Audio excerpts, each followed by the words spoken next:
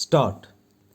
I know there has been a great deal said as well as written about the interest attaching to the study of phrase and fable, but I know there has not been sufficient said in view of the importance of the matter, and I know there will be a great deal more, both said and written, before the subject is exhausted.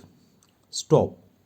Whenever there is a subject of interest to the general reader and a desire expressed for information upon it, there will be found someone ready and willing to obtain the necessary knowledge and impart it to others.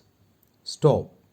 As we have seen, too, the work is from time to time generally executed as well as it can be, and the results made known in the very shortest time possible. Stop. This is a great convenience to most of us, as we have not time to devote to research in these subjects. Stop.